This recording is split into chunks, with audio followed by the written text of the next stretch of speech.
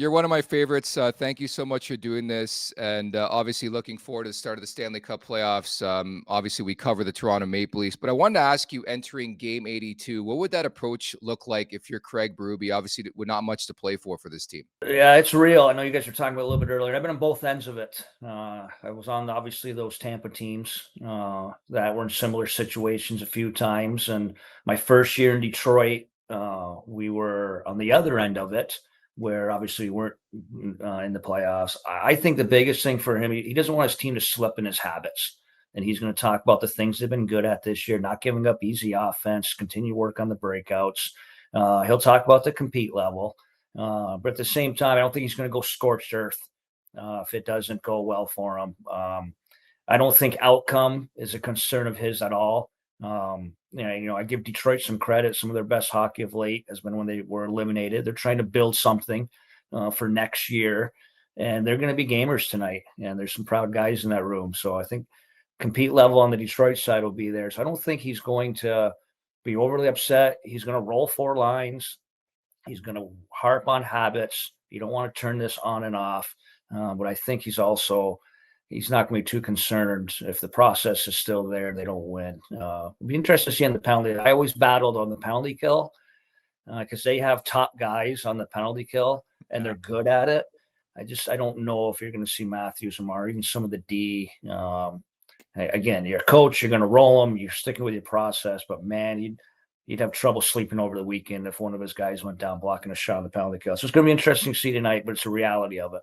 Mm-hmm. Do you mentioned the minutes and rolling them. Do you almost flip that and give some of your bottom six, a lot more reps than they're used to, get them more touches, try to get some confidence going and get them into some familiarity with each other. And that kind of takes your big boys off the ice. 100%. Again, it's going to be a flow reality. They're competitors. I'm telling you, if this is 2-2 in the third and I know Marner's going to look over his shoulder. I know Matt's going to look over his shoulder. They're going to want ice. Nylander, he loves scoring goals. I don't care if it's game 82, game 6, game 10 of the playoffs. So they're competitors. They're going to want to play. But yes, he's going to roll lines.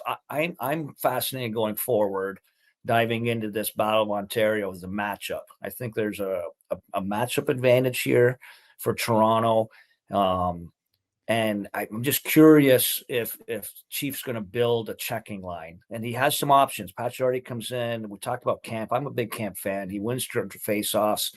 He's diverse, a little center wing there. I think he's a great bottom six. I know Sheldon used him a ton in his playoffs. So I don't know if he flirts with that a little bit going forward. I don't know, who's going to kind of be in that bottom six. So they're still tweaking some things, getting ready for Sunday.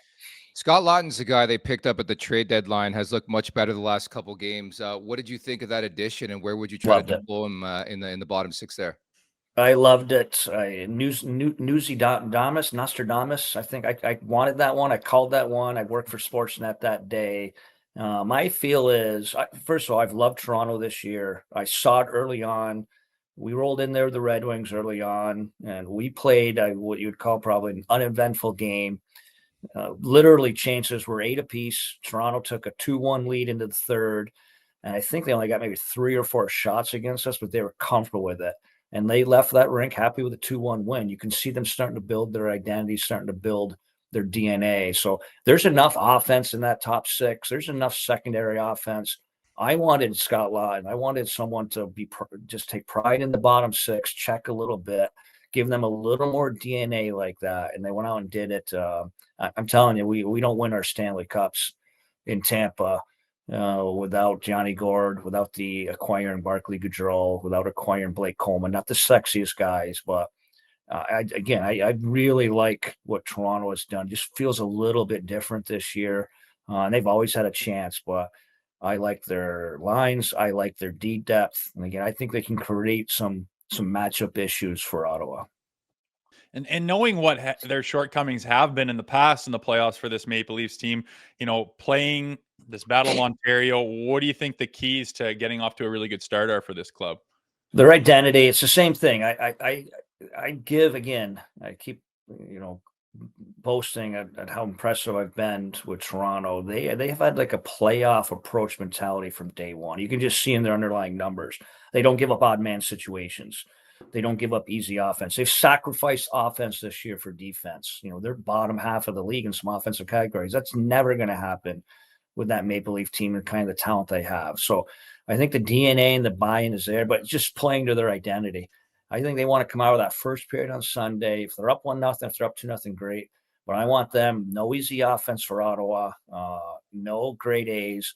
Maybe I wouldn't even call it uneventful, but a playoff-like type period, because they got a chance for a long run here. And again, as a coach, I'm looking at these two lineups. I am fascinated with the matchup and what Chiefs going to try to exploit at home. Yeah, that's a big thing for me too, is like, how do you see them playing it? And obviously home ice is a bigger factor than people lead on, and Maple Leafs have that in 100%. this Battle of Ontario. But the matchup game, what would you try to do when you look at Ottawa's top six and the Matthews line specifically? Yeah, well, I again, Matthews, I know it sounds crazy, but my last year in Toronto, my last year in Tampa, we beat Toronto in Game 7. And again, I know Toronto had to go back and face the media, and it was another first-round loss. But that Austin Matthews that year was different. I loved him as a player, competing against him. He was hard. He was heavy. It's almost like he's starting to take over a different DNA. And all superstars have kind of transformed and done that. I was lucky enough to witness it with Stamkos and Kucherov and guys like that. So he's a different animal. I guess my point is he's a world-class player. You can play him against Stützle. You can play him against Fire on Fire. And I think they're going to win that matchup. Obviously, I love Shane Pinto. I experienced him at World Championships last year.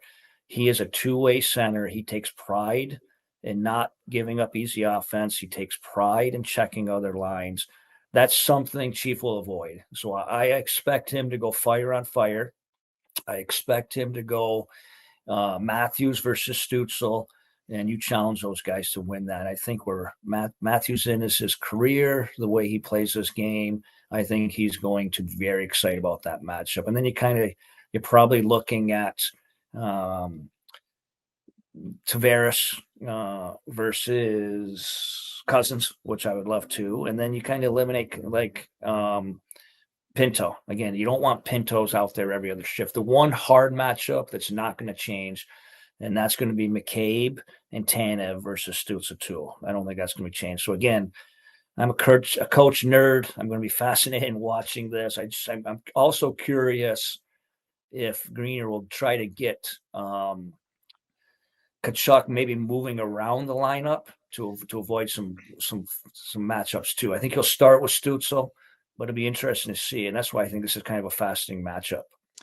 And we saw, the Tkachuks and their approach to the Four Nations face-off in that level of competitiveness that it was. This is Brady Tkachuk's first Stanley Cup playoffs. We know what that guy's got in his heart and the way he plays. He's going to be fired up. What would your messaging be to your group if you're about to face him in his first playoff experience?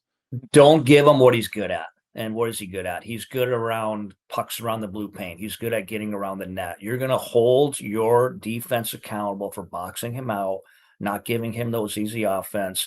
If he's in the blue paint 3-4 times in the first period, if he's getting tips on pucks and rebounds, that's not what Toronto wants. So they're going to just try to check him. They're going to take away his identity, and that's him being hard around that area. And then I think the Tanev, McCabe, deep pairing will be ready for that. And I also think Austin Matthews will in some ways.